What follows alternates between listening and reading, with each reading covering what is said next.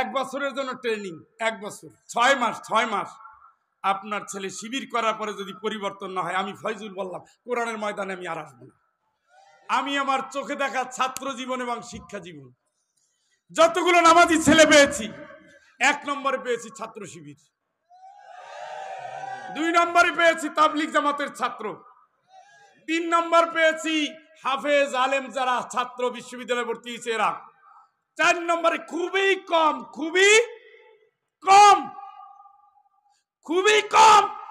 কিন্তু ওই বাড়ির চাপ আছে, বাবা নামাজি মা নামাজি ধমকাইছে নামাজ পড়বি এই করবি এই জাতীয় দেখা গেল 100।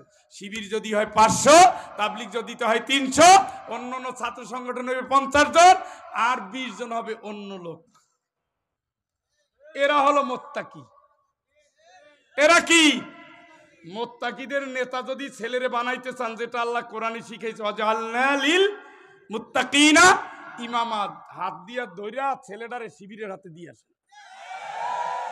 আপনার আর বলা লাগবে না আব্বা নামাজ পড়িস, আপনার বলা লাগবে না কোরআন পড়িস, ও কিলেইয়া গুতেই ওরাই ঠিক করবে। নামাজ পড়ো নাই কে? কোরআন শরীফ পড়ো নাই কে? 5 ওয়াক্ত জামাতে পড়ার কথা 4 ওয়াক্ত পড়ছো কে? কথা কোন? কেন তুমি কোরআন তেলাওয়াত করো নাই? কেন তুমি ইসলামী বই পড়ো নাই? কেন তোমার বন্ধুকে তুমি দিনের দাওয়াত দাও নাই? কেন তুমি ইসলামের দাওয়াত দাও নাই? কেন দাও নাই? এই জাতীয় শুধুমাত্র দায়িত্ব নিয়ে একমাত্র বাংলাদেশের বুকে আল্লাহর পক্ষ থেকে এই জামানার শ্রেষ্ঠ ছাত্র সংগঠন, যেখানে মোত্তাকিদের করা হয় ট্রেনিং দিয়ে, এগুলো হলো বাংলাদেশ ইসলামী ছাত্র শিবির।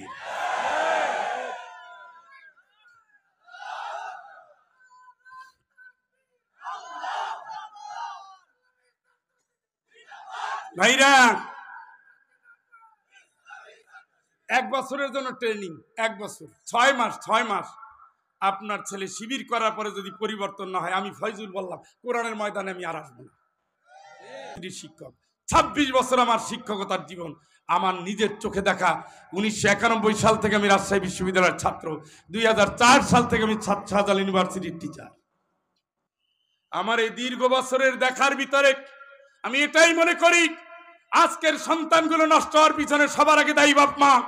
কারণ ইসলামী ছাত্র শিবির সম্পর্কে যত ভুল বোঝানো হয়েছে, ওরা রক্ষা এই করে সেই করে, এই কারণে মা বাবা শিবিরের সাথে মিশতে না দেওয়ার কারণে আজকে বাংলাদেশের প্রত্যেকটা বিশ্ববিদ্যালয় ক্যান্টনমেন্টে পরিণত হয়েছে, প্রত্যেকটা বিশ্ববিদ্যালয় চাঁদাবাজে পরিণত হয়েছে, প্রত্যেকটা বিশ্ববিদ্যালয় ধর্ষণের কারখানায় পরিণত হয়েছে, মাদকের কারখানায় পরিণত হয়েছে। ঠিক কিনা?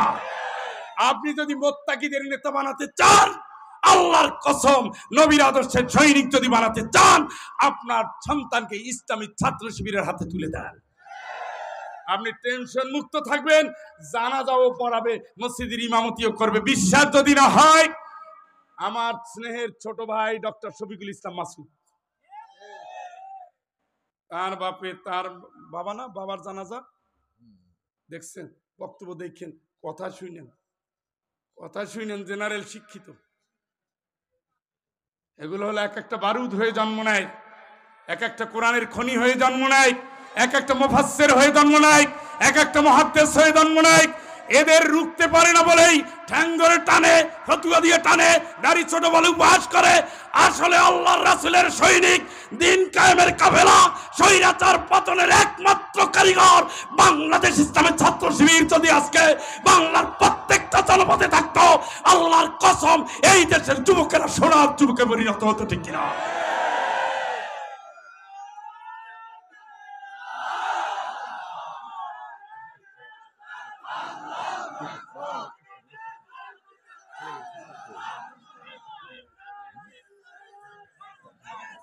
ভাইরা আমার,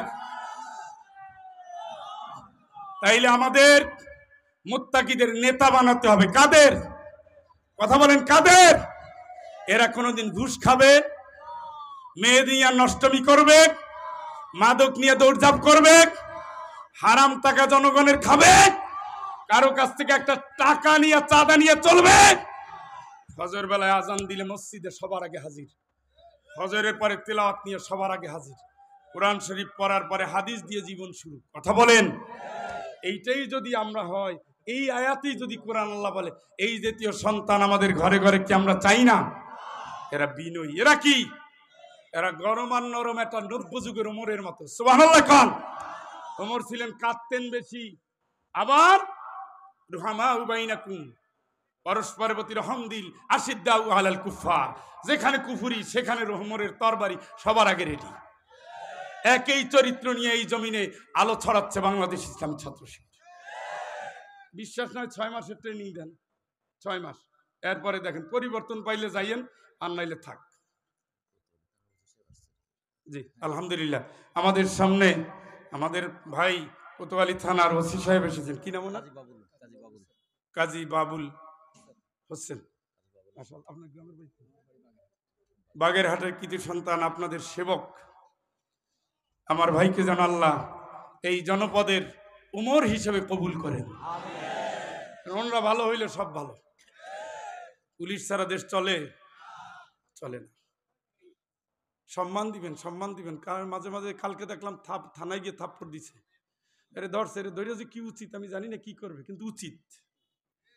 প্রশাসনের গায়ে হাত দেওয়া, একের দোষ অন্যের ঘাড়ে দেওয়া, এটা ইসলাম শিখায় নাই। যে অপরাধ করছে সে, আপনি আর একটা পশম ছিঁড়তে পারেন না, হারুন রে তারাই দিছেন, বেনজিরে তারাই দিছেন, আর গরিবরে ধরে মারতেছেন। অপরাধ যদি করত সে থানায় বসে থাকতো না, সে পালাইতো। যেগুলো আছে এগুলো নিরহ, এগুলো কি? এদের সম্মান দিবেন। ইসলাম প্রিয় মানুষ প্রশাসনের সাথে বেয়াদবি করে না। যে প্রশাসনের সাথে বেয়াদবি করতো, সাইদি সাহেবের মৃত্যুদণ্ড যেই দিন ঘোষণা করছে সেই দিন সারা বাংলাদেশ তুফান ছড়িয়ে দেওয়া যেত, ঠিক কিনা?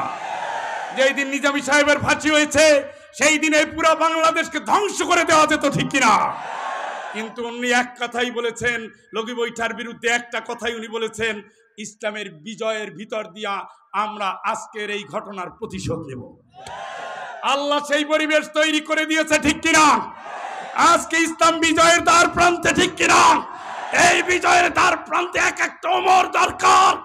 এই যশোরের মানুষ, আমি তোমাদেরকে ডাক দিয়ে যাই, দলের উপরে, মতের উপরে, বিভেদের উপরে ইসলামকে বিজয়ী করার জন্য এক একটা নব্য যুগের ওমর হতে হবে। তোমরা কারা রাজি আছো?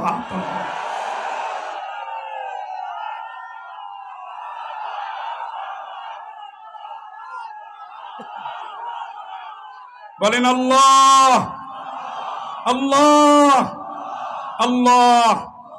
তোমার কাছে হাত তুলে ওয়াদা করছি, যে হাতে জান্নাতের সার্টিফিকেট দান করবে সে হাত তুলে এই ওয়াদা করছি, সামনের দিনগুলো তোমাকে রব মেনে রাসূলুল্লাহ সাল্লাল্লাহু আলাইহি ওয়াসাল্লামের আদর্শের সৈনিক হিসাবে দিন কায়েমের কর্মী হব।